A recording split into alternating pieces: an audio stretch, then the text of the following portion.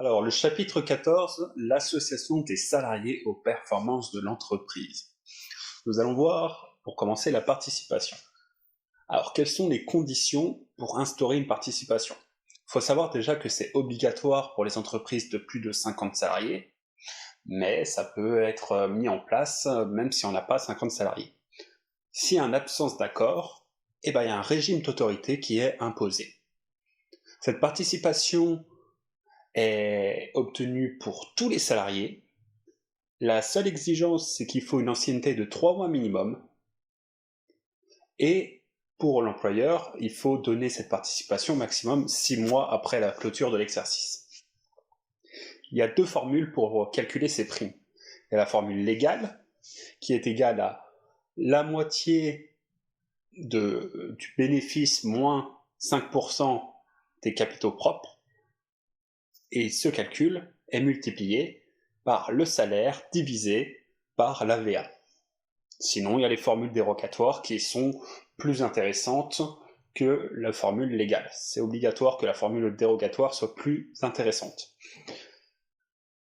Alors après, comment on distribue? Tout simplement, soit c'est en mode uniforme, tout le monde a la même participation, ou ça peut être proportionnellement, soit au salaire, soit au temps de présence, soit une combinaison de ces facteurs. Le maximum est de 30 552 € par salarié par an. Niveau versement, alors soit directement, c'est-à-dire que le salarié doit accepter sous les 15 jours de le prendre directement, mais là c'est soumis à l'impôt sur le revenu. Alors que sinon, c'est bloqué. Alors blocage pendant 5 ans avec ACC, sinon c'est pendant 8 ans s'il n'y en a pas. C'est pas soumis à l'IR, du coup, ça c'est l'avantage.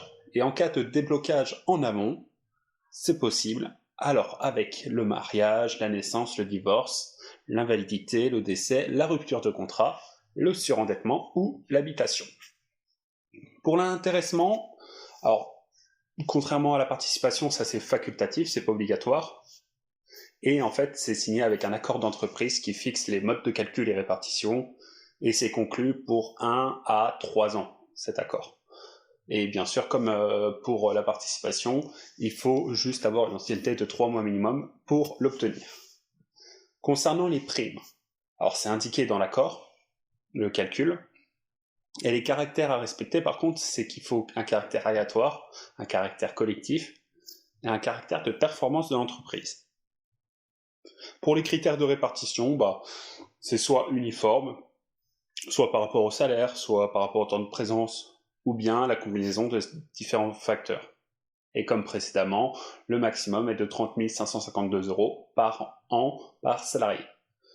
Pour les versements, c'est exactement la même chose que pour la participation, c'est-à-dire que soit c'est pris directement avec 15 jours pour prendre l'intéressement, et donc c'est soumis à l'IR, et sinon ça on peut bloquer pendant 5 ans via ACC ou 8 ans sans ACC. C'est pas soumis à l'IR, et en cas de déblocage en amont, ça peut être fait, mais du coup avec les mêmes facteurs, c'est-à-dire soit un mariage, naissance, divorce, invalidité, décès, rupture de contrat, surendettement, habitation, en sachant que quand on fait le déblocage survient 6 mois maximum après l'événement. Pour finir, on va parler des plans d'épargne salariale. Il y en a différents. Il y a le plan d'épargne d'entreprise, le PEE. Alors, qu'est-ce que ça correspond? En fait, c'est un portefeuille de valeurs mobilières. Ça permet d'accroître les salaires, enfin pas les salaires, mais les capitaux des salariés. C'est alimenté du coup par versement des salariés. Alors, au maximum à 1/4 de la rémunération brute annuelle. Et il y a des abondements qui sont possibles, c'est-à-dire max 2300 € par salarié que l'entreprise peut effectuer. Le forfait social sur ces PE, c'est de 20%, et ça peut être réduit à 8% pour les PME. Le plan d'épargne interentreprise, PEI, alors c'est un plan commun à plusieurs entreprises, cette fois-ci c'est pas une seule, mais c'est le même fonctionnement que PEE, donc le plan d'épargne d'entreprise. Le dernier plan qu'on va voir, c'est le plan d'épargne pour la retraite collective, le PERCO, P-E-R-C-O, et en fait ça c'est un plan qui est en vue de la retraite. Alors, la nécessité pour les entreprises pour mettre en place ce genre de plan, c'est qu'il faut qu'il y ait forcément déjà un PE depuis 3 ans au sein de l'entreprise.